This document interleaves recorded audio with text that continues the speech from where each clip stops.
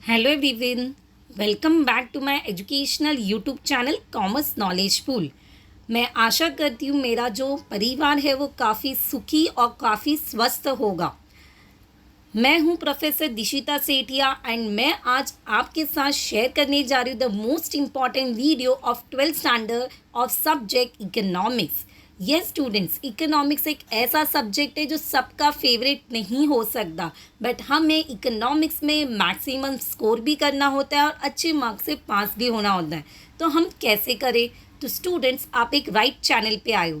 मैं आपके साथ शेयर करने जा रही हूँ इकोनॉमिक्स का chapter number 1, that is introduction to micro and macro economics, जहाँ पे हम देखने वाले फीचर्स ऑफ माइक्रो इकोनॉमिक्स और वो आंसर या इकोनॉमिक्स का हर एक आंसर को कैसे लिखना होता है, how to get maximum marks in your answer, how to present your answer. उसी के साथ आसानी से इकोनॉमिक्स के कंसेप्ट को, पॉइंट्स को किस तरह से याद करें, ये सब कुछ मैं आज इस वीडियो में आपके साथ शेयर करने वाली हूँ। तो स्टूडेंट्स एंड एवरीवन, अगर आपको वीडियो यूजफुल लगे तो प्लीज़ अपने फ्रेंड्स के साथ शेयर करें और उनको भी हमारे परिवार से जोड़ें। तो let's begin with the most important question, that is features of micro economics. और ये क्वेश्चन आपको 8 मार्क्स के लिए बोर्ड एग्जाम में डेफिनेटली आ सकता है। तो देखते हैं कि आंसर को कैसे समझना है, किस तरह से लिखना है और आसानी से हम कौन से ट्रिक को यूज करके याद कर सकते हैं। So first of all you have to mention the introduction. The term micro derived from Greek word mikros. Micro जो टर्म है वो कौन से वर्ड से डिराइव हुआ है? मिक्रोस, विच मीन्स अ स्मॉल और मिलिनेट पार्ट। तो स्टूडेंट, आपको कंपल्सरी इतना लिखना होगा कि Greek word that is mikros which means small और मिलिनेट पार्ट। अभी ये जो टर्म है वो किसने कॉइन किया था, किसने लाया था? तो यहाँ पे लिखा है नॉर्वेगियन इकोनॉमिक्स रेगनर इन 1933। यहाँ पे नॉर्वेगियन इकोनॉमिक्स रेगनर ने 1933 में टर्म को कॉइन किया था, दैट इज माइक्रो इकोनॉमिक्स। तो स्टूडेंट्स, मैंने जितना आपको इंट्रो मेंशन किया उतना भी आप लिखोगे तो मार्क्स मिलेगा। Now you have to write the meaning. After introduction you have to write the meaning. Micro means a small part of a thing. Yes students, अगर हम एग्जाम्पल लेंगे तो यहाँ पे माइक्रो एक बड़े पूरे इंटायर इकोनॉमी का एक छोटा सा पार्ट, जिसको हम नाम क्या देंगे? Micro economics. अगर हम एग्जाम्पल लेंगे तो जंगल की स्टडी करना, that is a macro economics. But अगर हम एक पार्ट की स्टडी करते, ट्री की स्टडी करते, that will be the micro economics. तो आपको एक एग्जाम्पल याद रखना है, अगर पूरे जंगल की हम स्टडी करना चाहते हैं तो it will B macro economics. But अगर हम वो जंगल में से प्लांट की स्टडी करते, ट्री की स्टडी करते, तो वो क्या बनेगा? Micro economics, that is a small part of an economy. Micro economic that deals with a small part of national economic. Compulsory लिखना है, जो भी मैंने येलो में मार्क किया स्टूडेंट, कंपल्सरी आपको लिखना है। Deals with a small part of national economy. It study the economic actions behaviour of individual in. हम सिर्फ स्मॉल पार्ट की इकोनॉमी को स्टडी करना चाहते, तो यहाँ पे हम स्मॉल या इंडिविजुअल बिहेवियर को हम समझेंगे। Individual behaviour includes what? That is individual consumer, individual producer और firm and the price of particular commodity. तो हमको याद रखना है, अगर एक इंडिविजुअल कंज्यूमर की स्टडी है तो माइक्रो इकोनॉमिक्स होगा, इंडिविजुअल प्रोड्यूसर की स्टडी है तो माइक्रो इकोनॉमिक्स होगा, एक पर्टिकुलर प्राइस ऑफ कमोडिटी की स्टडी है तो क्या बनेगा स्टूडेंट्स? Micro economics. तो आपको समझा होगा कि माइक्रो मतलब study of individual behaviour, individual consumer, part of economy, ये सब किसको हम बोलेंगे? Micro economics. एग्जाम्पल आप जंगल का याद रख सकते हैं। नेक्स्ट अगर हम स्टार्ट करेंगे the definition of micro economy, तो यहाँ पे एक सिंगल लाइन का डेफिनेशन है। मॉरिस डॉब ने डेफिनेशन दिया है माइक्रो इकोनॉमिक्स का, that is micro economics is in fact a microscopic study of economy. क्या है student definition? It is a microscopic study of economy. Very simple, easy to remember, microeconomics is a study of microscopic study of economy. ये एक fact है कि जहाँ पे हम microscopic study of economy करते हैं।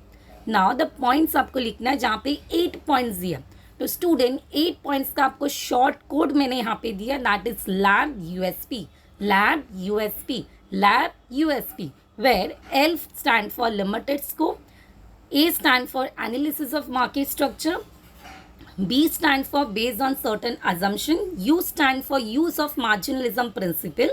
S stand for slicing method, study of individual units, and P stand for partial equilibrium and price theory. तो इस तरह से हमारा short code features of micro economics का बनेगा, that is LAB USP. So now let's begin with the actual points. First one, limited scope. Very important. देखो नाम से आपको पॉइंट से ही पता चलेगा कि लिमिटेड स्कोप मतलब scope of micro economic is what, limited. क्यों लिमिटेड है? बिकॉज यहाँ पे हम किसकी स्टडी करते हैं? सिर्फ इंडिविजुअल यूनिट्स की स्टडी करते. एंड ये पूरे इकोनॉमिक के प्रॉब्लम को समझेगा क्या? Answer is no. सो मैंने लिखा है it study only the individual units and does not deals with nation wide problems.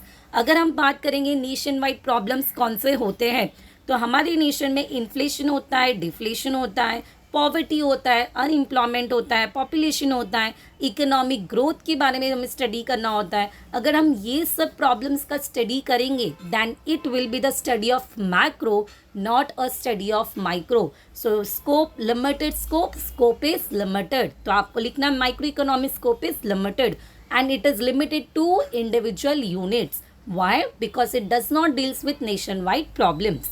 Second point, analysis of market structure. Analyse करना मतलब स्टडी करना. यहाँ पे माइक्रो इकोनॉमिक्स में हम पर्टिकुलर मार्केट की स्टडी करते.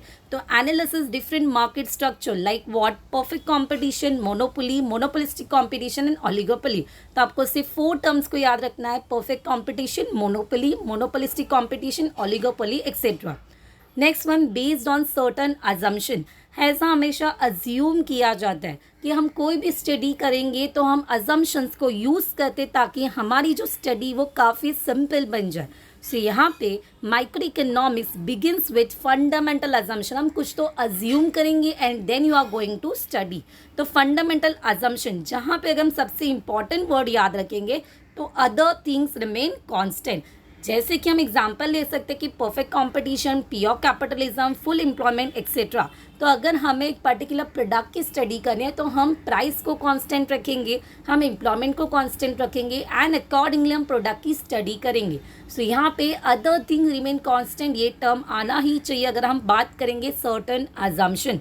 अजम्पशंस मतलब सम कंसिडरेशन जो हम कंसीडर करेंगे ताकि हमारी माइक्रोस्कोपिक स्टडी है वो सिंपल बन जाए.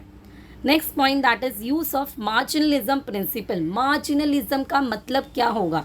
तो इट इज़ वेरी सिंपल. जो मैंने यहाँ पे लिखा है एडिशन पे एडिशन, एक्स्ट्रा पे एक्स्ट्रा. एडिशन पे एडिशन, एक्स्ट्रा पे एक्स्ट्रा मतलब change brought in total by additional unit. Simple सी एग्जाम्पल अगर हम लेंगे तो फॉर एग्जाम्पल आप पानी पूरी कंज्यूम कर रहे, आपने फर्स्ट पानी पूरी कंज्यूम किया तो आपको काफ़ी सेटिस्फैक्शन मिला. सेकेंड कंज्यूम किया, again you got the satisfaction. Third consume किया, again you got the satisfaction. मतलब एडिशन पे addition, first, second, third, fourth and extra पे एक्स्ट्रा. बट अगर हम बात करेंगे आपको मैक्सिमम सेटिस्फैक्शन कब मिलेगा? जब आपको लास्ट में पानी पूरी के बाद क्या मिलेगा? सेव पूरी मिलेगा, दैट इज़ आपको सूखा पूरी मिलेगा. तो इन शॉर्ट आप कितना भी कमोडिटी को कंज्यूम करो तो आपका सेटिस्फैक्शन लेवल कम होने वाला है because it is additional unit. अभी एडिशन, फर्स्ट कंज्यूम किया आपने, सेकेंड कंज्यूम किया, तो सेकेंड और फर्स्ट से आपको जो एडिशनल बेनिफिट मिलेगा that is called as a marginal principle. In short आपको एक्स्ट्रा बेनिफिट कब मिलेगा? जब आपको क्या मिलेगा? सूखा पूरी मिलेगा. तो इन शॉर्ट मार्जिनलिज्म मतलब एडिशन पे एडिशन, एक्स्ट्रा पे extra, change brought in total by additional unit और एडिशनल कंजम्पशन. और ये स्टडी क्यों करते और कौन करता है? ये स्टडी कौन करता है student? Producers and consumer to take some economic decisions wisely. Next one, slicing method. Slice करना मतलब कट करना, स्प्लिट करना, डिवाइड करना.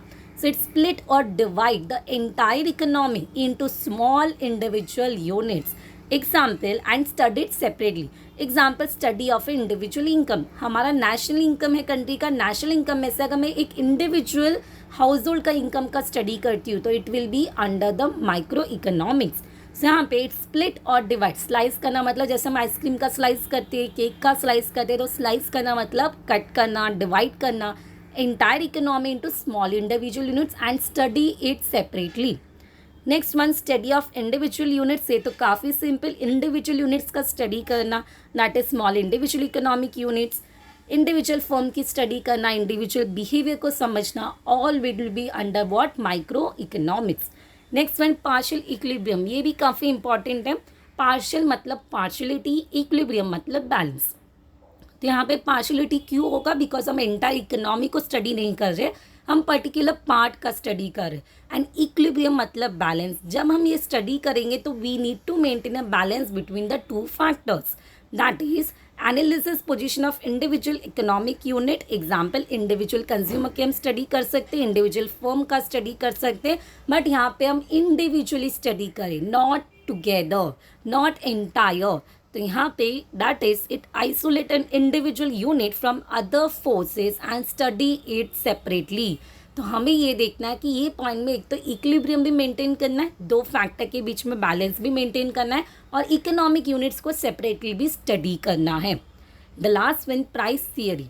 प्राइस थियरी मतलब प्राइस को डिटरमाइन करना तो determination of price of all goods and service as well as you have to include the factors of production. तो it is very simple, price theory मतलब determination of price of all goods and service as well as it includes what, factors of production. इस तरह से हमारे 8 points का micro economics का question complete होता है। एंड हमारा शॉर्ट कोड था लैब यूएसपी।